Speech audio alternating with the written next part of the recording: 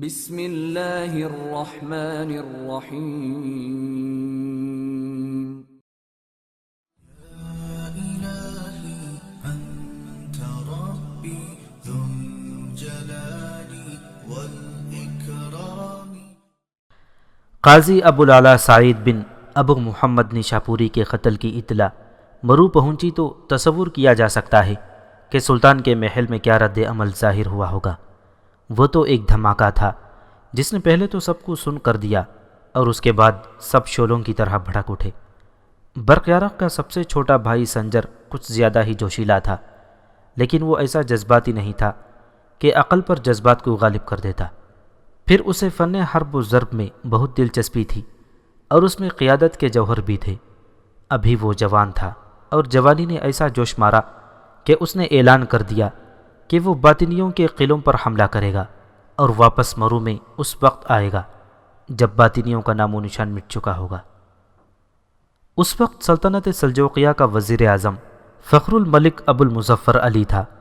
وہ اس وقت کے مشہور وزیر اعظم نظام الملک خواجہ حسن طوسی مرحوم کا بیٹا تھا۔ 15 برس بیشتر ایک باطنی نے نظام الملک خواجہ طوسی کو قتل کر دیا تھا۔ اب اس کا بیٹا ابو المظفر علی وزیر اعظم تھا اور سلطان نے اسے فخر الملک کا خطاب دیا تھا۔ وہ اپنے باپ جیسا دوراندیش اور دانشمند تھا۔ اسے قاضی ابوالعلا کی قتل کی خبر ملی تو وہ اسی وقت سلطان کے محل پہنچا۔ وہ دیکھنا چاہتا تھا کہ سلطان محمد اور سلطان سنجر کا رد عمل کیا ہے۔ اس نے دیکھا کہ رد عمل بڑا ہی شدید ہے تو اسے خطرہ محسوس ہوا کہ یہ دونوں بھائی غم و غصے سے مغلوب ہو کر کوئی غلط فیصلہ یا جلد بازی نہ کر گزریں۔ اس نے انہیں مشورہ دیا کہ یہ منصوبہ اسے بنانے دیں کہ انتظامی کارروائی کیسے کی جائے اور کب کی جائے۔ اب ہم سوچنے میں مزید وقت ضائع نہیں کریں گے، محمد نے کہا۔ اب ہمیں علمود پر یا باطنیوں کے دوسرے بڑے اڈے پر قلعہ شہدر پر حملہ کر دینا چاہیے۔ یہی فیصلہ کرتا ہوں اور میں اس فیصلے کی تائید چاہتا ہوں۔ قلعہ شہدر میں حسن بن صباح کا استاد رہتا ہے، ہم پہلے اس اڈے کو تباہ کریں گے۔ شہدر قلعہ بند شہر تھا جہاں سے حسن بن صباح اپنے استاد احمد بن غتاش سے تربیت حاصل کر نکلا اور دیکھتے ہی دیکھتے ایک وسیع و عریض علاقے پر چھا گیا تھا اور اس نے علموت میں جنت بنا لی تھی۔ وزیر اعظم ابو المظفر علی اپنے مرحوم باپ کی طرح صرف وزیر اعظم ہی نہیں تھا بلکہ سالار بھی تھا، یعنی جنگجو تھا، اور میدان جنگ میں قیادت کی اہلیت بھی رکھتا تھا۔ اس نے برقیارق محمد اور سنجر سے کہا کہ اسے اجازت دیں کہ وہ قلعہ شہدر کے محاصرے کا منصوبہ تیار کرے اور اپنے لشکر کو اپنی نگرانی کے تحت تیار کرے۔ آپ ضرور کریں، محمد نے کہا، لیکن 3-4 دنوں سے زیادہ وقت ضائع نہ ہو۔ اس حملے اور محاصرے کی قیادت میں خود کروں گا۔ آپ منصوبہ تیار کر لیں اور لشکر کو بھی ضروری تربیت دے لیں۔ ادھر قلعہ وسم کوہ میں شافیہ اگلے روز ہوش میں آئی۔ اس نے ہوش میں آتے ہی پہلی بات طبیب کو یہ بتائی کہ 4-5 دنوں سے بھوکی ہے اور صرف پانی پیتی رہی ہے۔ طبیب نے اپنے ایک آدمی سے کہا کہ وہ مریضہ کے منہ میں قطرہ قطرہ شہد اور قطرہ قطرہ دودھ ٹپکاتا رہے۔ اسے فوراً اتنی غذا نہیں دینی چاہیے تھی جس سے پیٹ بھر جاتا، کیونکہ اس کا جسم اتنی زیادہ غذا کا متحمل نہیں ہو سکتا تھا۔ اس وقت برقیارق مرو جانے کے لیے وسم کوہ سے رخصت ہو چکا تھا۔ طبیب نے سالار اوریزی کو اطلاع دی کہ مریضہ ہوش میں آ گئی ہے۔ سالار اوریزی اسی وقت پہنچا اور مریضہ کی حالت دیکھی۔ وہ تو زندہ لاش تھی، ابھی کچھ کہنے کے قابل نہیں تھی۔ وہ شافیہ کو تسلی دلاسا دے کر وہاں سے آ گیا۔ اس نے بہتر یہ سمجھا کہ مریضہ کے ساتھ کوئی عورت ہونی چاہیے۔ وہاں عورتوں کی تو کوئی کمی نہیں تھی، لیکن محسوس یہ کیا کہ اس لڑکی کے ساتھ کوئی عقل والی عورت ہو۔ اوریزی نے اس لیے یہ محسوس کیا تھا کہ شافیہ نے سرگوشی میں ایک آدھ بات بڑی مشکل سے کہی تھی، اور یہ بات ایسی تھی کہ اوریزی سمجھ گیا کہ یہ کوئی عام سی قسم کی لڑکی نہیں اور اس کا کوئی خاص پس منظر ہے۔ اسے یہ شک بھی ہوا تھا کہ باطنیوں کی ہی لڑکی ہوگی۔ سالار اوریزی نے مزمل کے ساتھ بات کی تو مزمل نے کہا کہ وہ شیمونا کو لڑکی کے پاس بھیج دے گا، جس کا یہ فائدہ بھی ہوگا کہ عورت کے ساتھ دل کی ہر بات کر دیا کرتی ہے۔ شیمونا تجربے کار عورت تھی جس سے یہ امید رکھی جا سکتی تھی کہ وہ شافیہ کے سینے سے راز کی کوئی بات اگر ہوئی تو نکال لے گی۔ دن گزر گیا اور رات گہری ہونے لگی۔ شافیہ کو اتنا زیادہ شہد اور دودھ دیا جا چکا تھا کہ اس کے جسم میں جان آ گئی تھی اور وہ تھوڑا تھوڑا بولنے لگی۔ رات کو اس نے اپنے ہاتھ سے شہد ملا ہوا دودھ پیا اور پھر اسے تھوڑی سی ٹھوس غذا دی گئی۔ شمونا اس کے ساتھ رہی۔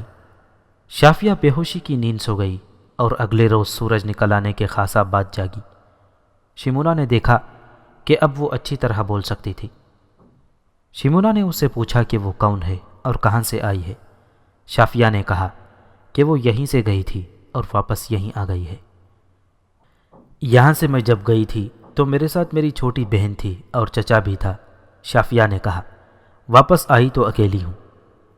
شافیہ نے شمونا کو اپنی پوری داستان سنا ڈالی کہ وہ کس طرح اور کیوں یہاں سے رخصت ہوئی تھی اور کہاں تک گئی اور کس طرح واپس آئی۔ اس نے کسی بات پر پردہ نہ ڈالا۔ شمونا اسی وقت گھر گئی اور مزمل کو شافیہ کی ساری داستان سنائی۔ مزمل اسی وقت سالار اوریزی کے پاس گیا اور اسے بتایا کہ لڑکی نے اپنے متعلق کیا سنایا ہے۔ سالار اوریزی نے کہا کہ وہ حیران تھا کہ اس کا یہ عہدیدار شمیر ابلک کہاں غائب ہو گیا ہے۔ اس کی کہیں لاش نہیں ملی تھی، نہ ہی وہ کہیں زخمی حالت میں مرا پڑا تھا۔ اب شافیہ نے سالار اوریزی کو اس سوال کا جواب دے دیا ہے۔ شافیہ زرتوش کو قتل کر کے وہاں سے نکلی تو نقشے نے اس کی صحیح رہنمائی کی۔ وہ 3-4 دن گھوڑے کی پیٹھ پر بیٹھی سفر طے کرتی رہی۔ اسے اس جنگل میں کوئی بستی کوئی انسان نہ ملا۔ اس نے بہت مشکلات برداشت کی۔ اسے یہ احساس رہا ہی نہیں تھا کہ کتنے دن اور کتنی راتیں گزر گئی ہیں۔ وہ جنگل سے نکل کر بنجر ویرانوں میں داخل ہوئی جہاں پانی کا ایک قطرہ بھی نظر نہیں آتا تھا، نہ وہاں کوئی سبز پتا دکھائی دیتا تھا۔ وہ وہاں سے بھی نکل آئی۔ سفر کے آخری 8-10 دن اس کے لیے قیامت کے دن تھے۔ اس پر ایک آفت یہ پڑی کہ ایک گھوڑے کو رات کے وقت زہریلے سانپ نے ڈس لیا اور گھوڑا تڑپ تڑپ کر مر گیا۔ اب اس کے پاس ایک گھوڑا رہ گیا تھا۔ وہ اس پر سوار ہوئی اور 2 دنوں بعد پھر ایک ہرے بھرے جنگل میں داخل ہوئی اور طوفان باد و بارہ میں پھنس گئی۔ بڑا ہی خطرناک طوفان تھا۔ بجلی کڑکتی تھی اور 2 مرتبہ بجلی 2 درختوں پر گری اور ٹہن ٹوٹ کر نیچے آ پڑے۔ آگے ایک ندی تھی جس میں سیلاب آ گیا تھا۔ شافیہ نے رکنے کے بجائے گھوڑا ندی میں اتار دیا، لیکن سیلاب اس قدر تیز و تند تھا کہ گھوڑے کو اپنے ساتھ بہانے لگا۔ بہت دور جا کر پانی پھیلا تو گھوڑا پانی سے چل کر باہر نکل آیا، لیکن شافیہ یہ معلوم نہ کر سکی کہ وہ اب کہاں ہے۔ اس نے کپڑا نکالا۔ اس کپڑے پر کوئلے کی لکیریں ڈالی گئی تھیں۔ مصیبت یہ آ پڑی کہ وہ سیلاب میں اتری تھی اور تمام کپڑے بھیگ گئے تھے، اس لیے اس کپڑے سے کوئلے کی لکیریں مٹ گئی تھیں۔ وہ اللہ کے بھروسے سے آگے ہی آگے بڑھتی گئی۔ ایک اور دن کی مسافت کے بعد اس کے راستے میں ایک اور چشمہ آ گیا۔ وہاں وہ گھوڑے کو پانی پلانے کے لیے رک گئی۔ اس نے خود بھی پانی پیا، لیکن اس کے پاس کھانے کا سامان ختم ہو چکا تھا۔ وہ جب پانی پی چکی تو اسے یاد آیا کہ جب وہ خزانے والی غار کی طرف جا رہی تھی تو یہ چشمہ راستے میں آیا تھا۔ اس چشمے کے قریب ایک اونچی ٹیکری تھی۔ وہ اس ٹیکری پر چڑھ گئی اور ادھر ادھر دیکھا۔ اسے 2 اور نشانیاں نظر آ گئیں اور یہ اندازہ بھی ہو گیا کہ وہ ایک دن زیادہ سے زیادہ 2 دن کی مسافت رہ گئی ہے اور اب اس کی منزل قریب ہے۔ پھر یوں ہوا کہ ایک جنگل میں جا رہی تھی۔ اب اس کے دل میں ایسا بوجھ نہیں تھا کہ وہ ایک بار پھر راستہ بھول گئی ہے۔ اسے یقین ہو گیا تھا کہ وہ صحیح راستے پر جا رہی ہے۔ پہلے وہ اللہ کی مدد اور رہنمائی مانگتی تھی، اب اس نے اللہ کا شکرانہ ادا کرنا شروع کر دیا تھا۔ وہ جا رہی تھی کہ اچانک 7-8 بھیڑیے کہیں سے نکلے اور اس کی طرف دوڑ پڑے۔ گھوڑے کو ایڑ لگانے کی ضرورت نہیں تھی۔ گھوڑا ڈر کر ہی خود بھاگ اٹھا اور بہت ہی تیز بھاگا۔ بھیڑیے بھی رفتار کے بہت تیز تھے اور یقیناً بھوکے تھے، اس لیے وہ دوڑے ہی چلے آ رہے تھے اور فاصلہ بہت کم ہوتا جا رہا تھا۔ شافیہ نے سوچا کہ بھیڑیوں نے گھوڑے کو پکڑ لیا تو گھوڑا گرے گا اور وہ بھی گھوڑے کے ساتھ گرے گی، اور کچھ بھیڑیے گھوڑے کو اور کچھ اسے مار کھانا شروع کر دیں گے۔ وہ سوچنے لگی کہ گھوڑے سے کس طرح کود کر اترے اور کسی اور طرف دوڑ پڑے۔ لیکن کودنا تو شاید آسان تھا، لیکن خطرہ یہ تھا کہ 2-4 بھیڑیے اس کی طرف پیچھے دوڑ کر اسے پکڑ لیں گے۔ شافیہ نے سامنے دیکھا، ایک پھیلا ہوا بہت بڑا درخت راستے میں آ رہا تھا۔ درخت کا ایک ٹہن زمین سے متوازی تھا۔ شافیہ نے سوچ لیا کہ وہ اس ٹہن کو پکڑ لے گی اور گھوڑا اس کے نیچے سے نکل جائے گا۔ گھوڑا پوری رفتار سے جا رہا تھا اور بھیڑیے اس کے اتنے قریب آ گئے تھے کہ آدھے دائیں طرف اور آدھے بائیں طرف ہو گئے تھے۔ درخت قریب آ گیا۔ شافیہ نے رکابوں سے پاؤں نکال لیے اور جب وہ درخت کے نیچے سے گزری تو ہاتھ اوپر کر کے ٹہن پکڑ لیا۔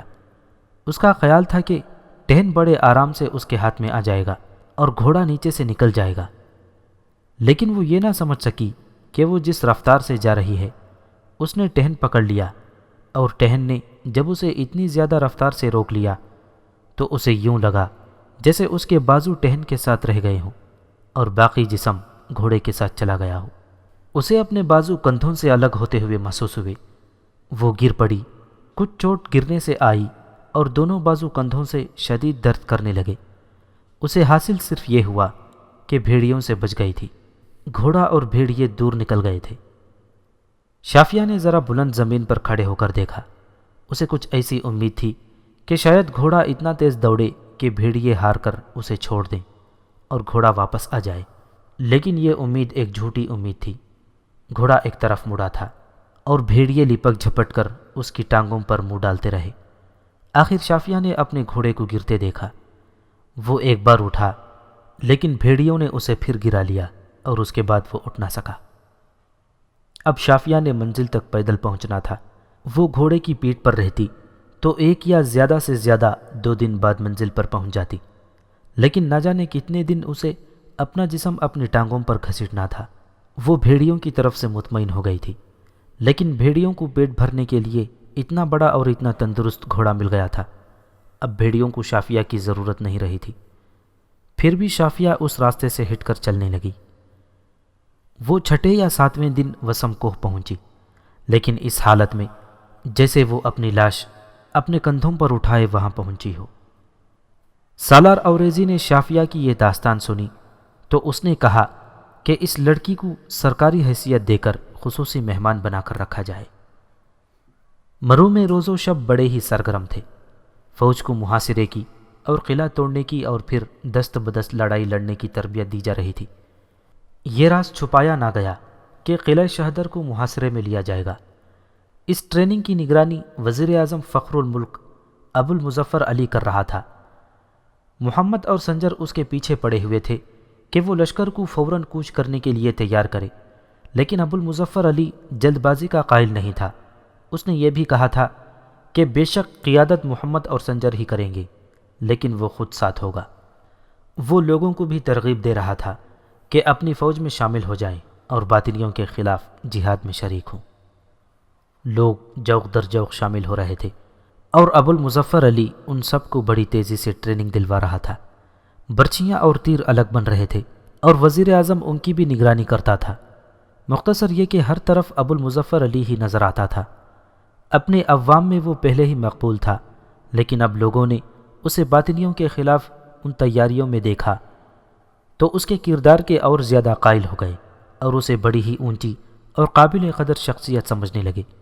وہ لوگوں سے کہتا تھا کہ خانہ جنگی میں جو لوگ مارے گئے تھے ان کا انتقام لینے کا وقت آ گیا ہے۔ یہ ایک ایسی خلیج تھی جو لوگوں کو فوج میں شامل ہونے پر اکسا رہی تھی۔ مشہور تاریخ دان ابن اسیر نے ایک بڑا ہی دردناک واقعہ لکھا ہے۔ وہ یوں کہ محرم کی 10 تاریخ تھی۔ اس روز ابو المظفر علی نے روزہ رکھا۔ صبح کے وقت وہ روز مرہ معمولات کے لیے باہر نکلا تو اس نے محمد اور سنجر سے اور اپنے 3-4 احباب سے کہا تھا کہ گزشتہ رات اس نے حضرت حسین رضی اللہ تعالیٰ عنہ کو خواب میں دیکھا ہے۔ حضرت حسین رضی اللہ تعالیٰ عنہ اسے کہتے ہیں، جلدی آ جاؤ، آج کا روزہ تم نے ہمارے پاس آ کر افطار کرنا ہے۔ فخر الملک ایک بڑے ہی قریبی دوست نے ابو المظفر علی سے کہا، ہوتا وہی ہے جو اللہ کو منظور ہوتا ہے۔ خواب مبارک ہے، لیکن میری ایک بات مان لیں، آج کا دن اور آنے والی رات آپ گھر سے باہر نہ نکلیں، مجھے کچھ خطرہ سا محسوس ہو رہا ہے۔ حضرت حسین رضی اللہ تعالیٰ عنہ یاد فرمائیں اور میں گھر میں چھپ کر بیٹھ جاؤں؟ ابو المظفر علی نے مسکراتے ہوئے کہا، بلاوا آیا تو میں ضرور حاضری دوں گا۔ اس روز ابو المظفر علی نے روز مرہ معمول سے ہٹ کر یوں کیا کہ گھر چلا گیا اور زیادہ وقت نفل پڑھتے اور تلاوت قرآن میں گزارا، کچھ صدقہ بھی کیا۔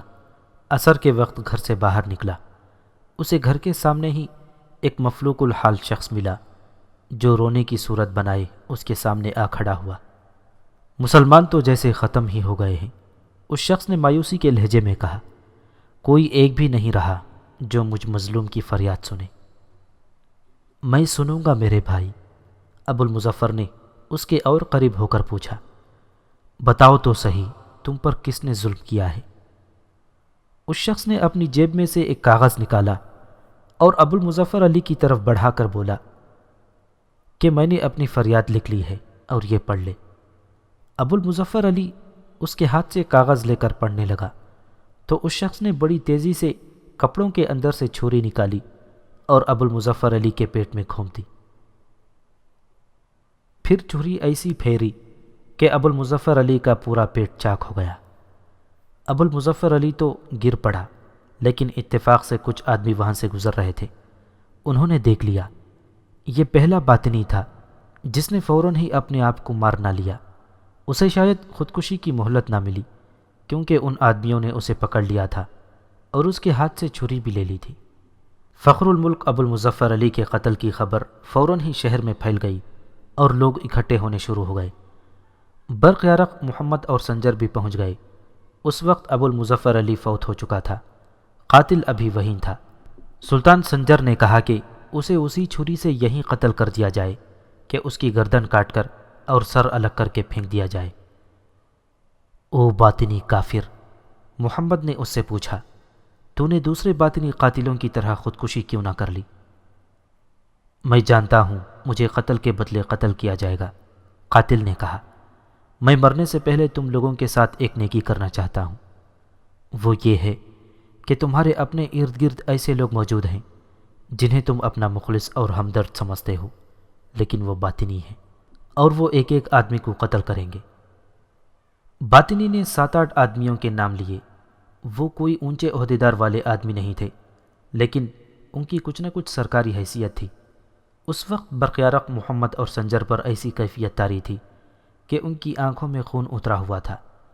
ابن اسیر نے لکھا ہے کہ انہوں نے اسی وقت ان 7-8 آدمیوں کو بلوایا اور جلاد کو بلا کر حکم دیا کہ اس باطنی کے قتل سے پہلے ان 7-8 آدمیوں کی گردنیں اڑا دی جائیں۔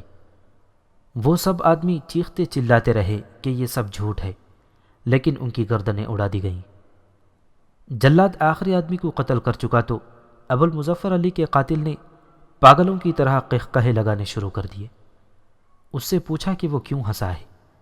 ہنسوں نہ تو اور کیا کروں، باطنی نے کہا، یہ سب بے گناہ تھے۔ میں نے یہ سوچ کر ان سب کے نام لیے تھے کہ میں تو مر ہی رہا ہوں تو کیوں نہ چند مسلمانوں کو ساتھ لے کر مروں۔ تم سب جاہل اور گوار ہو کہ عقل سے ذرا بھی کام نہیں لیتے۔ سلطان کے حکم سے اسے بھی جلاد کے حوالے کر دیا گیا۔ جلاد نے اس کی گردن اپنی تلوار سے نہ کاٹی، بلکہ حکم کے مطابق اسے نیچے گرایا اور اسی کی چھری سے اس کا سر اس کے جسم سے الگ کر دیا گیا۔ اب ہم قلعہ شہدر کا محاصرہ کریں گے، سنجر نے انتہائی غصے کے عالم میں کہا۔ کل صبح کو کچھ ہوگا۔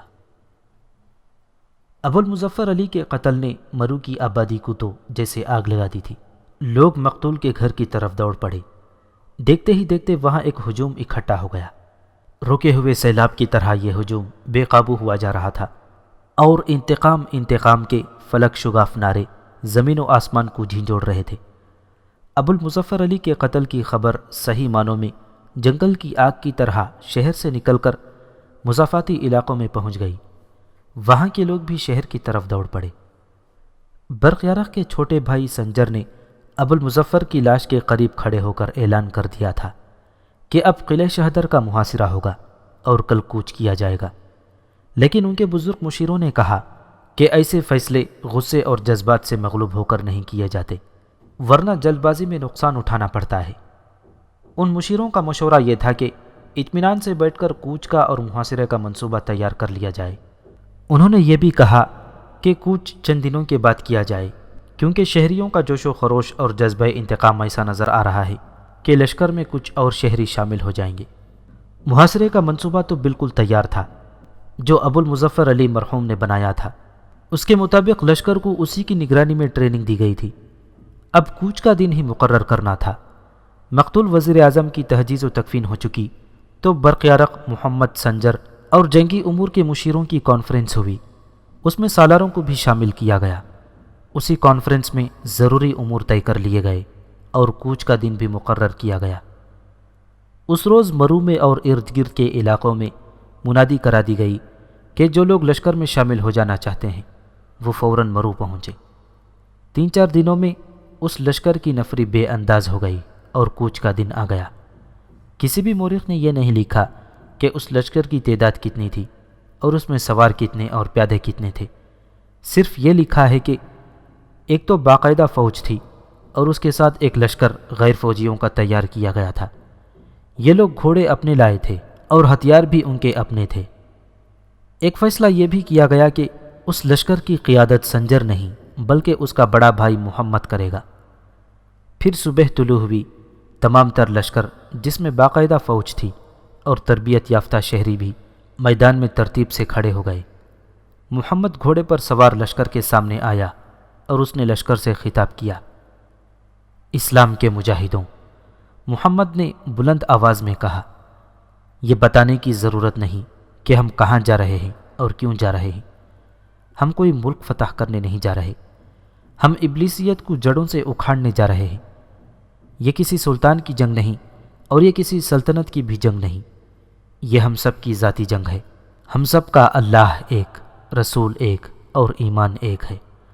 ہم سب ایک ہی جذبے سے سرشار ہو کر ایک ہی ہدف پر جا رہے ہیں۔ ہم نے کوئی ملک فتح نہیں کرنا، فتح ہوگی تو یہ اسلام کی فتح ہوگی، اور اگر خدا نخواستہ ہم پسپا ہو آئے تو ہم پر اللہ کی لعنت پڑے گی۔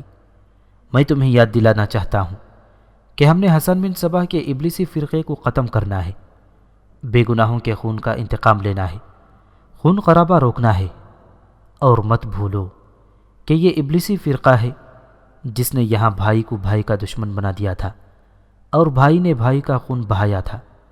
ان باطنیوں نے ہمارے علماء دین کو قتل کیا تھا، نظام الملک خواجہ حسن طوسی جیسی شخصیت کو قتل کیا اور اب ان کے بیٹے ابو المظفر علی کو قتل کر دیا۔ اور یہ تو تم جانتے ہو کہ اس فرقے نے اصفہان میں، شہدر میں اور کئی دوسری جگہوں پر کس بے رحمی سے مسلمانوں کا قتل کیا ہے۔ تم نے لڑنا ہے اور کسی اجر کے لالچ کے بغیر لڑنا ہے۔ فتح تبھی حاصل کر سکو گے جب اللہ کی راہ میں خون کے نذرانے پیش کرو گے۔ یہ تو تم جانتے ہو کہ اللہ کسی کا جذبہ جہاد اور جذبہ ایثار فراموش نہیں کیا کرتا۔ میں ایک آخری بات کہوں گا، تم میں سے کسی کے دل میں کوئی شک اور شبہ ہے یا کوئی وہم، یا وہ دلی طور پر اس جہاد کے لیے تیار نہیں، تو میں اسے اجازت دیتا ہوں کہ وہ ابھی لشکر سے نکل جائے۔ کوچ شروع ہو گیا اور کسی نے پیٹھ دکھانے کی کوشش کی تو اسے وہیں قتل کر دیا جائے گا۔ ایک فلک شگاف نعرہ بلند ہوا۔ اس نعرے میں ان عورتوں اور بچوں کی آوازیں بھی شامل تھیں جو لشکر کو رخصت کرنے کے لیے، خدا حافظ کہنے کے لیے وہاں اکٹھے ہو گئے تھے۔ مکانوں کی چھتوں پر بھی عورتیں کھڑی تھیں۔ لشکر وہاں سے چلا تو عورتوں نے ہاتھ پھیلا کر اللہ سے لشکر کی سلامتی اور فتح کی دعائیں مانگی۔ قلعہ علموت میں حسن بن صباح کو اطلاع دے دی گئی کہ وزیر اعظم ابو المظفر علی کو قتل کر دیا گیا ہے اور قاتل نے خودکشی کر لی ہے۔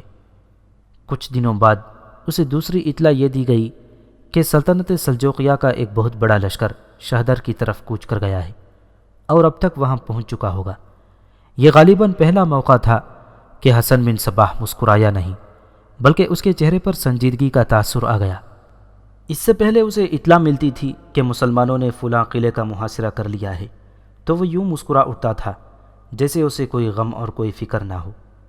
مسلمان کوئی قلعہ فتح کر لیتے تو بھی حسن بن صباح کے چہرے پر پریشانی کا ہلکا سا بھی تاثر نہیں آتا تھا، لیکن اب یہ سن کر کہ سلطنت سلجوقیہ کا لشکر شہدر پہنچ چکا ہوگا تو وہ خلاؤں میں دیکھنے لگا۔ پہلے بیان ہو چکا ہے کہ حسن بن صباح کے پاس فدائیوں کی کوئی کمی نہیں تھی، وہ تو ایک لشکر تھا حسن بن صباح کسی بھی فدائی کو اشارہ کر دیتا تو وہ فدائی اپنی جان اپنے ہاتھوں سے لے لیتا، لیکن یہ فدائی ایک منظم فوج کی طرح لڑنے کا تجربہ نہیں رکھتے تھے۔ فدائیوں کے خنجر اور ان کی چھریاں چلتی تھیں، وہ دھوکے میں قتل کرتے تھے یا زمین کے نیچے سے وار کرتے تھے۔ حسن بن صباح نے سلطنت سلجوقیہ میں خانہ جنگی کرا دی تھی۔ اس نے ایسی بہت سی شخصیات کو قتل کروا دیا تھا جنہیں کلیدی حیثیت حاصل تھی۔ اس وقت تک 2 وزیر اعظم فدائیوں کے ہاتھوں قتل ہو چکے تھے۔ یہ حسن بن صباح کا ہی کمال تھا، لیکن اس کے اپنے اشارے پر جانیں قربان کر دینے والے فدائیوں کا لشکر میدان جنگ میں آ کر جنگ نہیں لڑ سکتا تھا۔ حسن بن صباح کو قلعہ شہدر کے محاصرے کی اطلاع ملی تو وہ متفکر ہو کر گہری سوچ میں کھو گیا۔ کچھ دیر بعد اس نے سر اٹھایا اور اپنے مشیروں وغیرہ کو بلایا۔ شہدر بڑا ہی مضبوط قلعہ بند شہر ہے، حسن بن صباح نے کہا، لیکن اب ہمیں کسی خوش فہمی میں مبتلا نہیں ہونا چاہیے۔ ہم نے سلجوقیوں کو جتنی ضربیں لگائی ہیں وہ ان کی برداشت سے باہر ہو گئی ہیں۔ اب وہ زخمی شیر کی طرح انتقام لینے نکلے ہیں۔ یہ مت بھولو کہ شہدر میرے لیے قلعہ علمود سے زیادہ مقدس ہے۔ وہاں میرا پیر و مرشد عبد الملک بن غتاش رہتا ہے۔ شہدر کو ہر قیمت پر بچانا ہے، کہیں ایسا نہ ہو کہ سلجوقی اس شہر کو فتح کر لیں۔ اگر انہوں نے یہ قلعہ سر کر لیا تو وہ میرے پیر و مرشد کی بڑی ہی تذلیل اور توہین کریں گے۔ ہمارے پاس ایسا کوئی منظم لشکر نہیں جو یہاں سے کوچ کر جائے اور محاصرے کو محاصرے میں لے لے۔ ہمیں اپنا طریقہ کار اختیار کرنا پڑے گا۔ یہاں سے 10 فدائی بھیج دو، وہ اپنے آپ کو اہل سنت کہلائیں گے اور مبلغ بن کر جائیں گے۔ وہ سلطان محمد کو قتل کریں گے اور سپہ سالار کو بھی قتل کریں گے، اور اگر وہ اور سالاروں کو قتل کر دیں تو محاصرہ نہ صرف ٹوٹ جائے گا بلکہ پورے کا پورا لشکر بھاگ جائے گا۔ اس سے بہتر اور کوئی طریقہ نہیں ہو سکتا، ایک معمر مشیر نے کہا۔ صرف سلطان مارا گیا تو محاصرے میں ذرا سی بھی جان نہیں رہے گی۔ میں اپنے منتخب کیے ہوئے فدائی بھیج دوں گا۔ میرا پیر و مرشد عبد الملک بن غتاش اتنا کچا نہیں ہے کہ وہ شہر سلجوقیوں کو دے دے گا۔ حسن بن صباح نے کہا، وہ کوئی نہ کوئی ڈھنگ کھیلے گا اور میرا خیال ہے کہ وہ سلجوقیوں کو بے وقوف بنانے میں کامیاب ہو جائے گا۔ پھر بھی میں اسے فرض سمجھتا ہوں کہ باہر سے اس کی مدد کروں۔ میں 10 قلعے دے سکتا ہوں، شہدر نہیں دوں گا۔ فدائیوں کو فوراً بھیج دو۔ اس زمانے میں ایسے ہی ہوتا تھا، سپہ سالار مارا جاتا تو پورے کا پورا لشکر بدل ہو جاتا تھا۔ بادشاہ خود اپنے لشکروں کی قیادت کیا کرتے تھے، لیکن بادشاہ مارا جاتا تو سارا لشکر بھاگ اٹھتا تھا۔ حسن بن صباح کی یہ سوچ بے بنیاد نہیں تھی کہ محمد کو قتل کر دیا جائے۔ محمد سلطان تھا جس کے مارے جانے سے محاصرے نے ٹوٹ جانا تھا۔ باطنی فدائیوں کے لیے تو کسی کو قتل کر دینا معمولی سا کرتب تھا۔ فدائیوں کو پکڑے جانے کا اور سزا کا تو کوئی ڈر نہیں تھا، کیونکہ وہ اپنے شکار کو قتل کر کے اپنے آپ کو بھی مار ڈالتے تھے۔ شہدر قلعہ بند شہر تھا اور یہ قلعہ علمود کے بعد باطنیوں کا بڑا مضبوط اڈا تھا۔ اس شہر کا جو قلعہ تھا وہاں بہت سے برج اور برجیاں تھیں۔ شہر کے ارد گرد جو شہر پناہ تھی وہ کوئی معمولی سی دیوار نہ تھی، بلکہ خاصی چوڑی تھی، بلند بھی تھی اور بہت ہی مضبوط۔ یہ شہر ایسی جگہ آباد کیا گیا تھا کہ اس کے پیچھے اور ایک پہلو پر اونچی پہاڑی تھی۔ ان اطراف سے قلعے پر حملہ کرنا خودکشی کے برابر تھا۔ دوسری 2 اطراف میں دیوار پر چھوٹی بڑی برجیاں تھیں جن میں ہر وقت تیر انداز اور برچیاں پھینکنے والے تیار رہتے تھے۔ شہر کی چاروں طرف کی لمبائی تاریخ میں 6 کوس لکھی ہے۔ اس شہر کا حکمران حسن بن صباح کے پیر استاد عبد الملک بن غتاش کا ایک بیٹا احمد بن عبد الملک تھا۔ اس کا ایک بھائی احمد بن غتاش بھی وہیں تھا۔ دونوں جنگجو تھے اور دھوکہ دہی اور فریب کاری میں خصوصی مہارت رکھتے تھے۔ سلطان برقیرق نے جب باطنیوں کے قتل عام کا حکم دیا تھا تو حسن بن صباح نے ان کے جواب میں حکم دے دیا تھا کہ مسلمانوں کو بے دریغ قتل کیا جائے۔ داستان کو یہ قتل اور انتقامی قتل کا سلسلہ سنا چکا ہے۔ باطنی قافلوں کو لوٹا کرتے تھے اور اس طرح انہوں نے بے پناہ مال و دولت اکٹھا کر لیا تھا۔ سلجوقی سلطان نے یہ لوٹ مار کا سلسلہ خاصی حد تک روک دیا تھا۔ 2 شہروں مرو اور رے میں سلطان کے حکم سے کسی باطنی کو زندہ نہیں رہنے دیا گیا تھا۔ اس کے جواب میں شہدر میں عبد الملک بن غتاش کے حکم سے مسلمانوں کو قتل کیا جانے لگا اور وہاں سے مسلمان بھاگ کر دوسرے شہروں میں چلے گئے تھے۔ اس سے پہلے شہدر میں مسلمانوں کی آبادی اچھی خاصی تھی اور اب نہ ہونے کے برابر رہ گئی تھی۔ عبد الملک بن قتاش نے قافلے لوٹنے کا بھی حکم دے دیا تھا۔ ان لوگوں نے 3-4 قافلے لوٹے تھے، جن میں سے ایک قافلہ حجاج کا تھا۔ اس قافلے میں بہت سے ملکوں کے حاجی تھے، ہندوستان کے حاجی بھی اس میں شامل تھے۔ یہ خبریں سلجوقی سلطنت کے سلطان تک پہنچتی ہی رہتی تھیں، اور اس کا ایک ہی حل سوچا گیا تھا کہ شہدر پر حملہ کر کے وہاں اپنی حکومت قائم کر دی جائے۔ شہدر کو محاصرے میں لینے کی اطلاع وسم کو، سالار اوریزی کو بھی مل گئی۔ وہ تو قلعہ علمود پر حملے کے منصوبے بناتا رہتا تھا، اور اس مقصد کے لیے وہ زمین ہموار کر رہا تھا، اور اس نے ایک فوج بھی تیار کرنی شروع کر دی تھی۔ اسے جب شہدر پر محاصرے کی اطلاع ملی تو اس نے مزمل آفندی اور بن یونس کو بلایا۔ یہ دونوں ابھی تک وہیں تھے۔ ان دونوں نے بھی باطنیوں کو تہس نہس کر دینے کا تہیہ کر رکھا تھا۔ میں نے تم دونوں کی مدد سے وسم کوہ کو تو فتح کر لیا ہے، سالار اوریزی نے کہا، لیکن مجھے افسوس ہو رہا ہے کہ میں یہاں ہوں۔ مجھے اس وقت شہدر میں ہونا چاہیے تھا۔ میں اس قلعے کو اپنے ہاتھوں تباہ کرتا۔ ان باطنیوں نے وہاں کسی ایک بھی مسلمان کو زندہ نہیں چھوڑا۔ زندہ وہی رہا جو وہاں سے بھاگ آیا تھا۔ علمود کو فتح کرنے کی تیاریاں کی جا رہی ہیں، مزمل نے کہا۔ اگر آپ نے علمود فتح کر لیا تو آپ کا یہ کارنامہ تاریخ قیامت تک لوگوں کو سناتی رہے گی، اور یہ تاریخ اسلام کا ایک درخشاں باب ہوگا۔ لیکن میں ایک بات سوچتا ہوں، میں نے علمود اچھی طرح دیکھا تھا۔ اب سنا ہے کہ علمود ایک بند شہر بن گیا ہے، اور کوئی اجنبی وہاں چلا جائے تو اسے پتہ ہی نہیں چلتا کہ وہ کس طرف جا رہا ہے یا وہ کس طرف سے آیا تھا۔ یہ بھی سنا ہے کہ اس کا دفاع اور زیادہ مضبوط کر دیا گیا ہے، لیکن اس شہر کے اب 2 حصے بن گئے ہیں۔ ایک جو شہر ہے اوپر نظر آتا ہے، اور دوسرا شہر اس کے نیچے ہے، جسے آپ زمین دوز کہہ لیں۔ سنا ہے نیچے ایسی بھول بھلیاں ہیں جن میں گیا ہوا آدمی نکل نہیں سکتا۔ میرا خیال ہے کہ علمود پر حملے سے پہلے یہ دیکھا جائے کہ اس شہر کے اندر کیا ہے اور اسے کس طرح فتح کیا جا سکتا ہے۔ تم وہاں کس طرح جا کر دیکھ سکتے ہو؟ سالار اوریزی نے پوچھا۔ اتفاق اچھا ہوا ہے کہ یہ بات آج ہی ہو گئی ہے، مزمل نے کہا۔ میں آپ کے ساتھ یہ بات کرنا ہی چاہتا تھا۔ میں اور بن یونس علمود جائیں گے۔ ہمارا جانے کا سب سے بڑا مقصد حسن بن صباح کا قتل ہوگا۔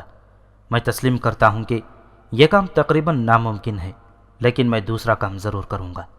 وہ یہ کہ اس شہر کے نیچے جا کر دیکھوں گا کہ وہاں کیا ہے، اور پھر شہر کے ارد گرد گھوم کر دیکھوں گا کہ اس میں کس طرح لشکر کو داخل کیا جا سکتا ہے۔ جب تک یہ پتہ نہیں چلے گا، ہم کتنا ہی بڑا لشکر لے جائیں کامیاب نہیں ہو سکیں گے۔ شہر کے اندر جانے کے لیے تمہارا روپ بہروپ کیا ہوگا؟ سالار اوریزی نے پوچھا۔ فدائی، مزمل نے جواب دیا۔ ہم دونوں حسن بن صباح کے فدائی یا پیروکار بن کر جائیں گے۔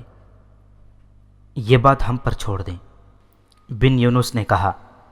ہم نے سب کچھ سوچ لیا ہے، زیادہ سے زیادہ یہی ہوگا کہ ہم مارے جائیں گے۔ اگر آپ ابلیسیت کے اس طوفان کو روکنا چاہتے ہیں تو کسی نہ کسی کو تو اپنی جان قربان کرنا پڑے گی۔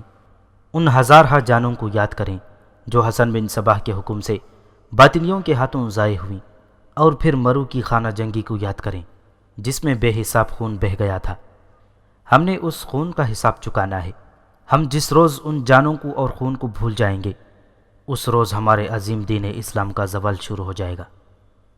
مزمل اور بن یونس کا عزم اور منصوبہ یہ تھا کہ جس طرح باطنی مسلمانوں کے معاشرے میں، مذہب اور سرکاری انتظامیہ میں کسی نہ کسی بھیس اور بہروپ میں مخلص اور بے ضرر افراد کی حیثیت سے داخل ہو کر ڈنک مار جاتے ہیں، اسی طرح ایک جماعت بنائی جائے جو حسن بن صباح کے اندرونی حلقوں تک پہنچ جائے اور پہچانی نہ جا سکے، اور اس طرح باطنیوں کی جڑوں میں بیٹھ کر ان کا خاتمہ کیا جائے۔ مزمل کی بیوی شیمونا بھی یہی مشن اپنے دل میں لیے پیچو تاب کھاتی رہتی تھی۔ اب اسے پتہ چلا کہ مزمل اور بن یونس علمود جا رہے ہیں تو وہ بھی تیار ہو گئی۔ شافیہ کے دل میں شیمونا کی ایسی محبت پیدا ہو گئی تھی کہ جب اس نے سنا کہ شیمونا علمود جا رہی ہے اور کیوں جا رہی ہے، تو وہ بھی اس کے ساتھ جانے کے لیے تیار ہو گئی۔ اس کے دل میں بھی باطنیوں کے خلاف زہر پیدا ہو گیا تھا۔ ویسے بھی وہ اکیلی رہ گئی تھی۔ وہ تھی تو 9 عمر، لیکن خزانے والے غار سے تنہا چل پڑی۔ اس کے دوران اسے جو تجربات ہوئے تھے ان سے اس کی شخصیت میں پختگی پیدا ہو گئی تھی، اور پھر اس کے اندر ایک عزم بھی پیدا ہو گیا تھا جسے وہ اچھی طرح سمجھ نہیں سکی تھی، لیکن شیمونا کے ساتھ رہنے سے اس کے سامنے ہر ایک چیز واضح ہو گئی۔ اس نے شیمونا سے کہا کہ وہ بھی اس کی مہم میں شامل ہو جانا چاہتی ہے۔ شیمونا نے مزمل اور بن یونس کے ساتھ بات کی تو انہوں نے اس خیال سے شافیہ کو اپنے ساتھ لینا بہتر سمجھا کہ وہ جس بحروپ میں جائیں گے اس میں ایک نوجوان لڑکی کارآمد ثابت ہوگی۔ ان چاروں نے زیادہ انتظار نہ کیا، 5 گھوڑے لیے، 4 گھوڑوں پر یہ پارٹی سوار ہوئی اور 5ویں گھوڑے پر کھانے پینے کا اور دیگر سامان لاد لیا۔ ان کی منزل قلعہ علمود تھی۔ علمود دراصل موت کی منزل تھی۔ زیادہ تر امکان یہی تھا کہ وہ زندہ واپس نہیں آ سکیں گے۔ مزمل کو پہلے وہاں کا تجربہ ہو چکا تھا۔ وہ تو زندہ ہی آیا تھا، لیکن وہ جس جذبے والا مزمل تھا وہ مر گیا تھا۔ شیمونا نے شافیہ کو ذہن نشین کرا دیا تھا کہ وہ جہاں جا رہے ہیں وہاں موت زیادہ قریب ہوگی، اور اگر وہ زندہ رہی تو ذلت و خواری میں زندہ رہے گی۔ شافیہ نے یہ سنا تو اس نے کہا کہ وہ جو عزم ساتھ لے کر چلی ہے اس پر اپنا سب کچھ قربان کر دینے کو تیار ہے۔ شہدر کا محاصرہ مکمل ہو چکا تھا اور شہر میں داخل ہونے کے لیے حملے بھی شروع ہو گئے تھے۔ محمد نے اور اس کے سالاروں نے محسوس کر لیا تھا کہ یہ بہت ہی مضبوط، ان کی توقعات سے بھی زیادہ مستحکم قلعہ ہے جسے چند دنوں یا چند مہینوں میں سر نہیں کیا جا سکے گا۔ شہر پناہ پر تیر اندازوں اور برچیاں پھینکنے والوں کا ایک ہجوم کھڑا تھا۔ ان کے سامنے پتھروں کی بڑی مضبوط آڑیں تھیں۔ محمد نے لشکر کے ساتھ یہاں پہنچتے ہی جاسوسوں سے رپورٹیں لی تھیں۔ سلجوقیوں کا جاسوسی کا نظام مضبوط اور کارآمد تھا۔ شہدر میں بھی جاسوس موجود تھے جو محاصرے سے پہلے ہی باہر نکل آئے تھے، کیونکہ انہوں نے محمد کو اندر کی ساری صورتحال اور احوال و کوائف بتانے تھے۔ انہوں نے بتایا کہ شہدر میں کوئی باقاعدہ فوج نہیں، لیکن ہر شہری لڑنے کے لیے تیار ہے۔ انہوں نے یہ بھی بتایا کہ ان شہریوں کو قلعے سے باہر لایا جائے تو یہ باقاعدہ جنگ لڑنے کے قابل نہیں، اور نہ ہی انہیں ایک لڑنے والے لشکر کی ترتیب اور تنظیم کا علم ہے۔ البتہ ان میں جذبہ بڑا سخت ہے۔ جاسوسوں نے یہ بھی بتایا کہ اس شہر میں مسلمان نہ ہونے کے برابر ہیں۔ پہلے بتایا جا چکا ہے کہ مسلمانوں کو اس شہر سے قتل عام اور لوٹ مار کے ذریعے بھگا دیا گیا تھا یا قتل کر دیا گیا تھا۔ اندر کی ایک اور بات معلوم ہوئی، یہ جاسوسوں نے نہیں بتائی تھی بلکہ ایک اور ذریعے سے معلوم ہوئی تھی۔ داستان کو یہ ذریعہ بعد میں بتائے گا۔ شہدر کے باطنیوں نے چند مہینے پہلے ایک قافلہ لوٹا تھا۔ اس قافلے میں زیادہ تر حجاج تھے جو حج سے واپس آ رہے تھے۔ اس میں امیر کبیر تاجر بھی تھے۔ مال و دولت کے علاوہ باطنیوں نے قافلے سے کچھ نوجوان اور بہت خوبصورت لڑکیاں بھی اغوا کر لی تھیں۔ تاریخ میں ایسی ایک مغویہ لڑکی کا ذکر ملتا ہے جس کا نام نور تھا۔ وہ عراق کی رہنے والی تھی اور اپنے باپ کے ساتھ حج کا فریضہ ادا کرنے گئی تھی۔ باپ کے علاوہ اس کے ساتھ اس کی ماں بھی تھی اور ایک بھائی بھی۔ ماں اور بھائی باطنی ڈاکوؤں کے ہاتھوں مارے گئے تھے۔ باپ بچ گیا تھا۔ وہ کسی طرح شہدر اپنی بیٹی کے پیچھے آ گیا تھا۔ اس وقت نور کی عمر 17-18 سال تھی اور وہ کچھ زیادہ ہی حسین تھی۔ اس قسم کی لڑکیوں کو قلعہ علمود بھیج دیا جاتا تھا جہاں انہیں حسن بن صبح کی جنت کی حوریں بنایا جاتا اور خاص تربیت دی جاتی تھی۔ ان لڑکیوں میں اگر کوئی خصوصی ذہانت ہوتی تو انہیں دوسرے علاقوں میں تقریب کاری کے لیے بھیج دیا جاتا تھا۔ نور کچھ ایسی حسین لڑکی تھی کہ حسن بن صبح کے پیر استاد عبد الملک بن غتاش کے چھوٹے بھائی احمد بن غتاش کو پسند آ گئی اور اس نے نور کے ساتھ شادی کر لی۔ اس وقت احمد بن غتاش کی عمر 50 سال تھی۔ لڑکی روز و شب روتے گزارتی تھی۔ اس کی ماں ماری گئی تھی اور اس کا بھائی بھی قتل ہو گیا تھا۔ اس کا باپ اپنی اس بیٹی کے ساتھ اتنی محبت اور پیار کرتا تھا کہ وہ بھی ساتھ آ گیا اور احمد بن غتاش کا ملازم بن گیا۔ نور اپنے باپ کو اس روپ میں دیکھتی تو اور زیادہ روتی اور کڑتی تھی۔ نور کے باپ نے احمد بن غتاش کا اعتماد حاصل کر لیا۔ وہ اکثر سوچتا تھا کہ یہاں سے اپنی بیٹی کو کس طرح نکال کر لے جائے، لیکن کوئی ذریعہ اور کوئی راستہ نظر نہیں آتا تھا۔ آخر ایک روز باپ بیٹی کو خبر ملی کہ سلجوقیوں کے لشکر نے شہر کا محاصرہ کر لیا ہے۔ نور نے وضو کیا اور اپنے کمرے کا دروازہ اندر سے بند کر کے نفل پڑھنے لگی۔ وہ روتی جاتی تھی اور نفل پڑھتی جاتی تھی۔ آخر اس نے دعا کے لیے ہاتھ اٹھائے اور سسکیاں لے لے کر اللہ کو پکارا اور کہا، یا اللہ، اپنے اس گھر کی لاج رکھ لے جس کا حج کر کے آئی ہوں، شیطان کے ان چیلوں کو تباہ کر دے۔ اس نے اللہ سے شکوہ بھی کیا کہ اللہ نے اسے حج کا کیا اجر دیا ہے۔ وہ بار بار کہتی تھی کہ شیطان کے ان چیلوں کو تباہ کر دے۔ اس کی آواز بلند ہوتی چلی گئی اور اتنے میں احمد بن غطاش کمرے میں داخل ہوا۔ اس نے نور کی یہ دعا سن لی تھی، اللہ اس گھر کی لاج رکھے گا جہاں تم موجود ہو۔